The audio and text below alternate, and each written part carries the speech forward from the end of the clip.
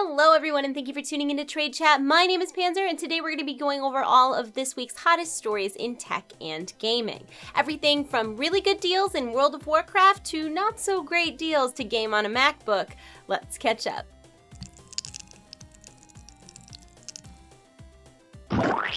The Battle for Azeroth pre-patch dropped last week, and I did cover all of those changes in last week's catch-up if you need a refresher, but this week, Blizzard made a more subtle change to World of Warcraft, one that has nothing to do with the Battle for Azeroth.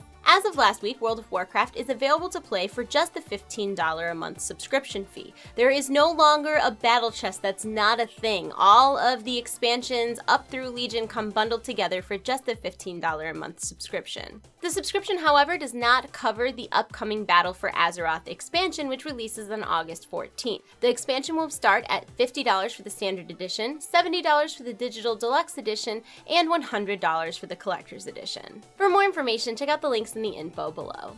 Last week was San Diego Comic-Con, and amidst the panels, screening, cosplay contests, and other activities, some attendees picked up a hidden quest: find Mark Hamill, which is basically just the plot to Star Wars The Force Awakens in real life. So this rumor started that Mark Hamill would be attending Comic-Con incognito, and since that sounded like something that Mark Hamill would actually do, it spread like wildfire. And then, because Mark Hamill is Mark Hamill, he just rolled with it. On Thursday, Hamill hinted that he would be at San Diego Comic-Con in disguise throughout the entire event, and that at least 2 of those days he would be disguised as none other than Luke Skywalker. So if you attended San Diego Comic-Con and you ran into someone wearing a Luke Skywalker mask, that could have been Mark Hamill.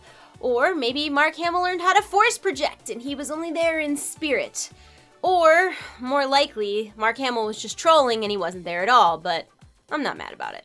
In more Comic-Con news, virtual reality just got kicked up a notch, or like several notches. This year's Comic-Con featured a virtual reality park based on the upcoming Amazon Prime series Tom Clancy's Jack Ryan, starring John Krasinski. For those of you who don't know, VR parks are a fairly new concept that combine virtual reality with physical elements to achieve a whole new level of immersion. In this installation, the user is thrust into the role of Jack Ryan, the series' title character, while an in-character operative guides them through the 60,000 square foot park. The user basically gets a full-on action movie treatment: ziplining, maneuvering obstacles, VR combat, and somehow always getting out of impossible scenarios. Of course. Listen up, marketing teams. You want to promote your show? This is how you promote your show. I'm gonna watch that. I wasn't even at Comic-Con and I'm gonna watch that. On another VR note, Rick and Morty's virtual reality adventure game, Rick and Morty Virtual Rickality, has been nominated for a Primetime Emmy. So apparently the Emmys have been giving out awards for interactive media since 2002, but as of 2017, the interactive categories were totally revamped. One of the newer categories is the very specifically named Outstanding Creative Achievement in Interactive Media within a Scripted Program, which is what Virtual Rickality is nominated for. But it gets even better because the show itself was nominated for an Emmy in Outstanding Animated Program for the episode Pickle Rick, meaning that Rick and Morty has 2 Primetime Emmy nominations right now, which is kind of awesome. And given that we have been guaranteed 7 more seasons of the show, I wouldn't be surprised if there weren't many more Emmys to come in the future.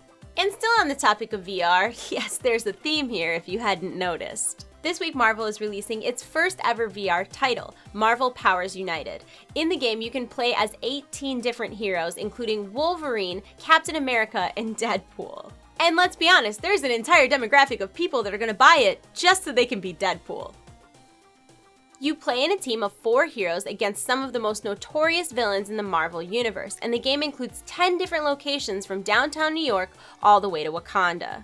Oculus is also releasing a special Marvel Powers United bundle, including in the Oculus Rift headset, touch controllers, and a digital copy of the game for just $400. So if you're interested in that, I will have a link in the info below for you.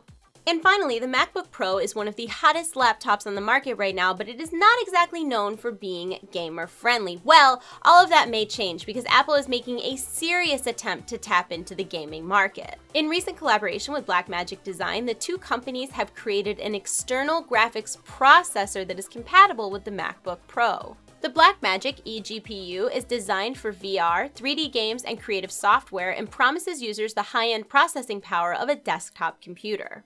And now the Blackmagic external GPU can be yours for the low, low price of $699. What a steal. I understand that it's Apple, so steep prices are to be expected, but for the price of a MacBook Pro and the external graphics processing unit, you could have just bought a laptop for less money that was already a reputable gaming system.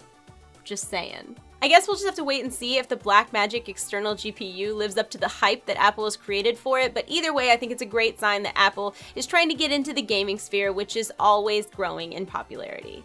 And that is it for this week's catch-up. I hope that you guys enjoyed it. If you want more information about any of the stories that I talked about today, check out the links in the info section of this video. If you enjoyed it, please give me a reaction, a thumb up, share it with your friends, subscribe, follow, turn on notifications. I don't even know. Do whatever you do to videos these days. I don't even know what you do to videos, but I would also love to hear your thoughts on anything I talked about. If you have a strong opinion on anything from this video, let me know in the comments section. And I guess that's it for now, so I'm gonna go, and until next time, guys, take care.